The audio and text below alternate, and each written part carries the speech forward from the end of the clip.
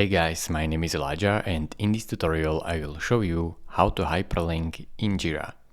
Select the project that you want to add hyperlink to and select the task.